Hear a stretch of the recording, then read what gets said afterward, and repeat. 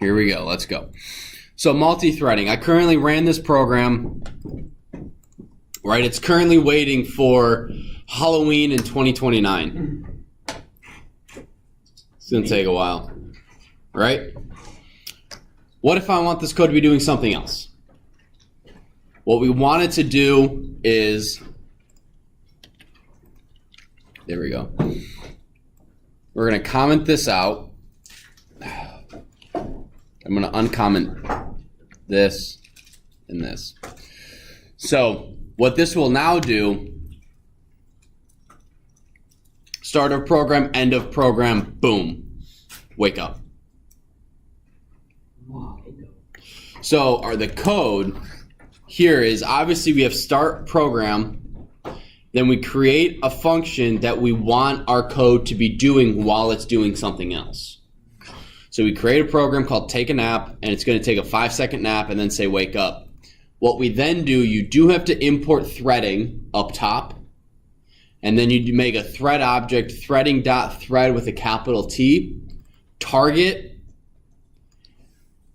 and then you have the function name. It is not function name followed by open close parentheses, because we are not calling a function, we are passing a function. Does that make sense? What? Can you say that again from import thread? Yes, so you import threading at the very top here, right? If you don't do that, you can't multi-thread. Then what you do is, we have the start of our program, we have a function that is what we want it to be doing while it's doing something else. You can have more than one function, but right now we're only starting with one. So we have this function, what it does is it takes a 5-second nap, and then it wakes up. That's our function. Wait 5 seconds, print wake up. What we do is we create a thread object, and this is a virtual object that has information, obviously. Threading is the name of our module. .thread with a capital T. This is the thread of the sweater. This is the thread of code. This is the finger that we're using to follow our code. That's the function is thread. Now our target, what we want to be doing is the function take a nap. And this take a nap is not calling the function, which is why you don't see open close parentheses afterwards. This is, we're saying to the computer, we're saying to Python, take the function take a nap and do it. We aren't calling it ourselves, we're handing it off to Python to do it itself. Then we do thread object dot start. Now this right here we can put anywhere. We create this thread object. Obviously it has to be after us creating our function, because we can't pass a function that we haven't created. Just like we can't add numbers together if they don't have values. We can't have x plus y equals z, or z equals x plus y, and then define what x and y equal. Unless you're on the PSAT and you're like, find out y. You can x, y, and a number.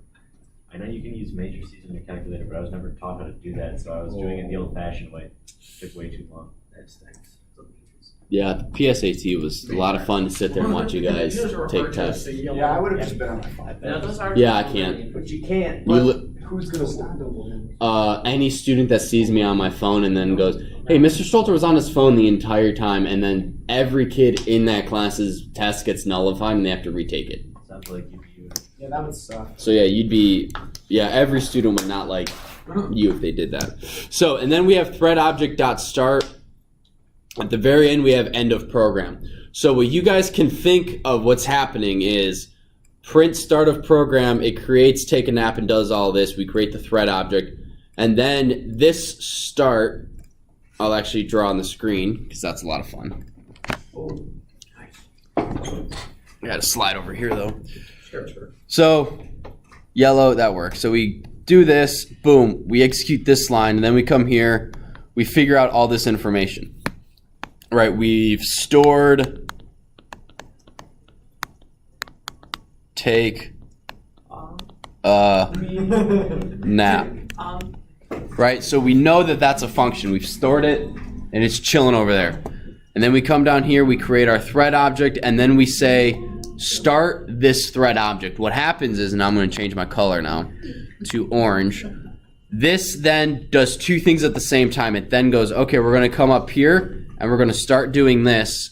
While we're doing this, because we're waiting 5 seconds, we're not going to go blue. It also comes down here and is executing this line of code. That's why when we run it, we see, which one is it? This one.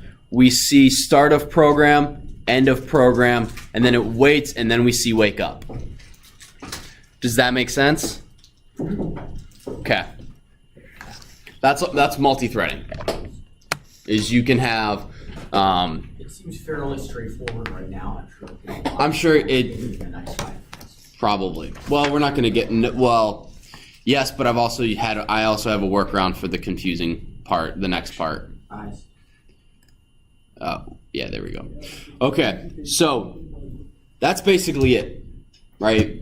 For threading, what you'd want to do is make functions, and then everything's in a function, and then you say do this one, do that one, do this one at the same time. One thing we'll get to that in a second. You can pass arguments to the thread's target function. Now, they use print, and I think print is not a great example, and I'll show you why. So, and this was just an extra thing that you guys could see when you run it. Start of program 0, 1, 2, 3, 4, 5, 6, 7, 8, 9, end of program, and then you see wake up. Yes, Robert, thank you. If, like while you were doing the while loop, if that took longer than 5 seconds, would a print wake up like halfway through? Let's find out. Let's see how long it takes to do 100. Okay, apparently not long enough. Let's do. Why don't you do while true and then set something in the threading to like equal false, and then that's your out condition. Why do you have to be so logical? Because Adam, we're kind of like a trial and error. Yeah, we don't think through stuff. We just do it. Flowchart? What's that? I didn't flowchart. Oh, there you go. Yeah, so you guys did see it. Well, Control C. There it is. Perfect. Okay. So interrupts it or does it. So that was a good question. Thank you. Next thing. So like I said, I don't like the fact that they use print.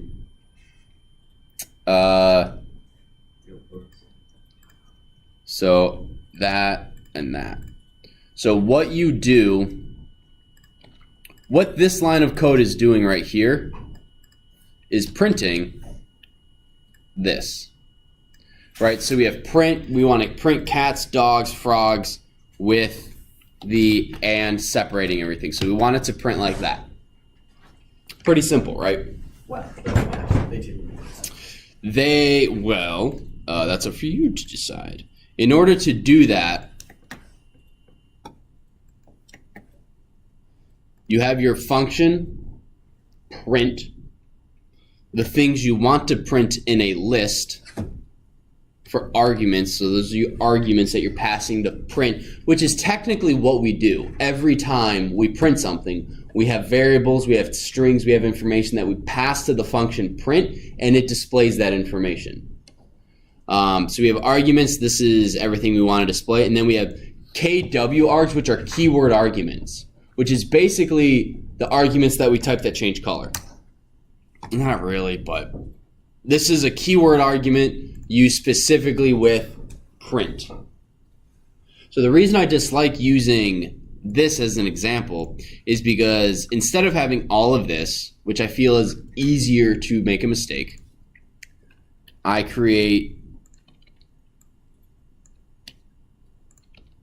just do this and get rid of all this together.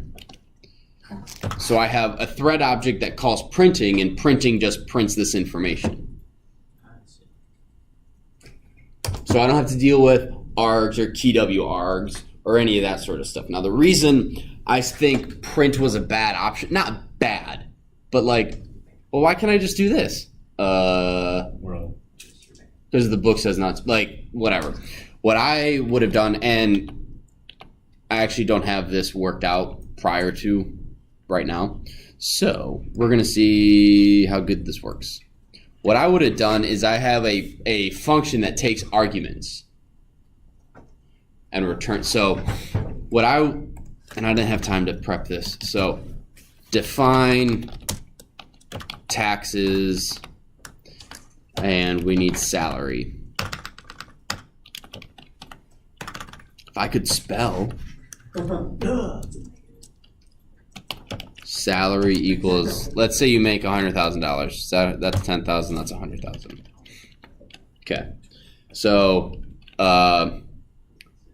income underscore tax is 0.03 of salary return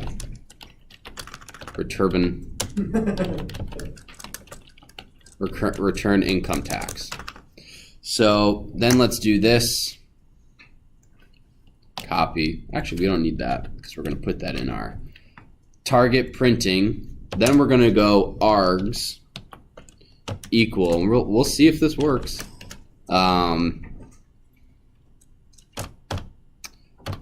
That's 1,000, 10,000, 100,000. Thread obj.start.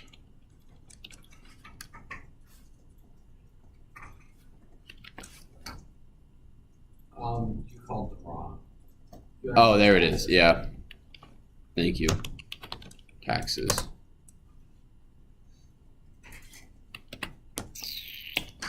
Let's print this because we're not print. Delete. Yeah. So this, I think, would have been a better way to determine how to use args. Now, with keyword args, notice this is a list up here. If you're passing information to print, with your keyword arguments, it's a dictionary. So it's a little messed up there. So I'll leave that up for you guys. This is saved in the student resources folder. So if you do make a mistake or whatever, you do have access to it after class. Technically, a few minutes before class, I saved it there. So, you guys have any questions? Yes. Just quickly explain what args is again. Args is the arguments that you're passing to the function. Okay. So up here, see how we have salary right here? What it does, this argument is basically saying this 10,000 goes right here. It just knows automatically that you need to. Well, if I don't have args here, say I have nothing, we'll probably get an error. Right? Taxes is missing one positional requirement, salary, which is the same error we would get is if we did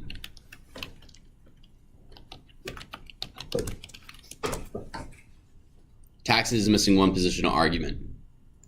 So if your function has an argument that's passed to it, you have to have this right here, args equals something. Even if you determine what the variable is before you go into the function. Like Even if you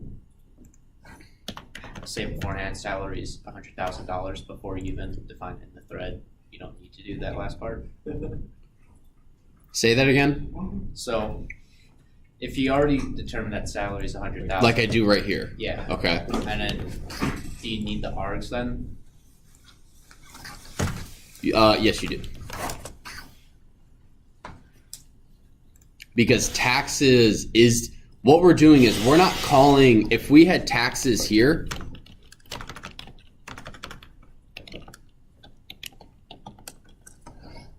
we'd still get an error because right here we have taxes.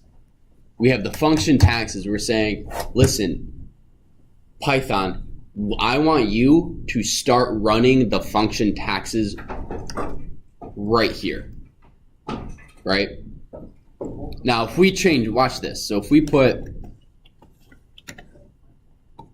right, we don't get an error until we start it. So when you start a thread, you have to put all the information that's needed from the target function. If you don't have, so if your function has anything in the parentheses at all, you have to have that args, Okay. A-R-G-S and it has to be a list. Now we could make this be salary, and it would still work. So you could have it like this up here and totally have it work. I'm getting rid of that one. Salary like this, and then have the salary as a variable here. Does that make sense? If I had, now what would happen, guys, if I did this? Actually, hang on. Salary is a string. Oh. How come only 2 people are looking at the screen? I'm looking at the book. You're looking at the book, okay. But when I say, guys, what would happen if I do this and only a quarter of the class looks? It's not the greatest participation points. Half of them are playing the Fido. Problem is, They're playing the D fly. Yeah, the thing where you have to like make. Is that what you're doing, Micah? Or wasn't it? I am not playing D-Fly. he is not playing D-Fly.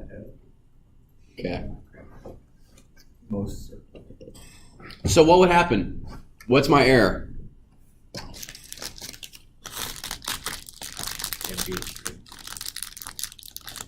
Oh. I'm waiting for more people to catch it. So if you guys just want to wait, you don't have to hold your hands above your head. It's 3. Oh, we just say that? Nope, just throw your hand up so I know you know, and then put it down.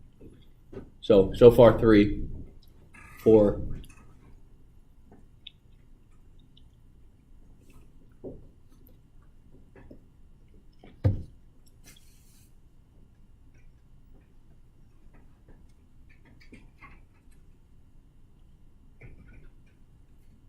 One more person. And don't just raise your hand and be like, oh. See, I'm just being honest. I'm not raising my hand. That's fine. I'll take honesty over. Better an honest fool than a deceitful liar. I think that's in Proverbs. Well, what if we think we know the error, but it turns out to be wrong? Whatever. Paul, what do you think the answer is? What's wrong? You have salary in quotations, so it's not getting the variable for the function. That's true, but it is passing information to taxes, so it's not that. That is how to fix the error is correct, but why it's getting the error is wrong. Does that make sense? Like the error is the fact that these are in quotes, that this is a string, but that's not the error. Robert? So as you were saying, the error itself has nothing to do with passing that when you call the function. Rather, it has to do with the fact that you're trying to multiply a string by 0.3. Yeah, so when you run it, and this sneaked up here for a second, Or 0.03, sorry. you can't multiply a sequence, this is essentially salary, by a non-type float. But isn't salary an integer? No, it's a string. Yeah. That's a string because it's green. Oh, that part's a string. Yes. I was looking up at the top where it said Yep. Well, So to you're fix passing this, salary, yes. like Paul was saying, let's just get rid of the quotations, and that fixes it. But the error was I'm trying to multiply a string by a float. Now, if That would work. hang on, is this an error? Would we get an error? No. String by an It would just be salary. Yep, we just get salary. Congrats, boy. See how applicable Python is when you're not playing Minecraft? So, any questions? Michael. So when mine runs, it just doesn't do anything. Do you have thread.object.start? Okay, I'll take a look at it. Last thing, I took a little too long on that. You have something called concurrency issues, which is basically let's say we also have define take home pay, and we have income tax is I got it. Why is this so hard? okay.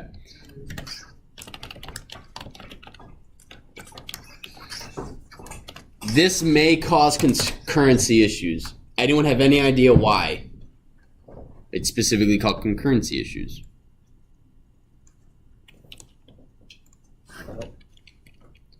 Yes. Say that you got 2 threads going and one is faster than the other, and you're using the variable for both of them, and it changes the variable, it's going to be different. Yes. Kind of. A concurrency issue, and again, I don't know if this will work. I don't know if this will break the way I want it to. It will break the way you print it. Yeah, I don't know what it. But a concurrency issue is basically when you have functions writing the same variables, your computer gets very confused, right? The book equates it starts tripping over variables. So what you want to do is when you're multi-threading, you want to have extremely unique one-time use functions, one-time use variable names, all that sort of stuff. You guys understand conceptually why? Let's say I have a cable. I'm following a wire that's red, right? Red, and then I'm following one that's yellow, one that's blue, one that's green. It's not going to be that hard to get them. Even if they get tangled up, I'll still be able to follow it, right? Because it's one color. What if I had 3 red cables and a yellow? Yikes. That's really confusing. That's exactly what concurrency issues are. You've named things the same and they get jumbled up and the computer freaks out. And they're really hard, just like something's really hard. Like, have you guys ever had a couple things knotted together and you do it and one comes out super easily and it's the other 2 that are really screwed up, but all 3 of them started to be screwed up? Like a bike chain. Or Not- anytime you put a rosary in your pocket. Or like, I don't know, Christmas lights. Chains are so annoying. No experience with that. I forgot where I was going with that. Oh, it can be hard to figure out which one, by looking at it, it can be really hard to debug where your issue is. So if you look at a tangle of wires, tangle of cables, you're like, oh my gosh, this is going to take 10 minutes, and one of them comes out after 10 seconds, you're like, that was unexpected, but the other 2 are so mismatched in there, it's taking you takes you 20 minutes to debug it, right? When what would have prevented you from doing that is having a red cable, a blue cable, a yellow cable, and a green cable. So to prevent concurrency issues, make sure you have different color cables. Make sense? So are you talking about Christmas lights? Color code your Christmas lights, folks. Yes. Put them up and right before, just spray paint them on your while they're on your house. You have this streak of red, a streak of green. That would actually help a lot. Well, Not whatever. Yeah. Anyway, so real quick, guys, I have 6 minutes, and there's something I want you guys to do real quick because this is really fun. This is opening. Okay, I'm actually going to stop this video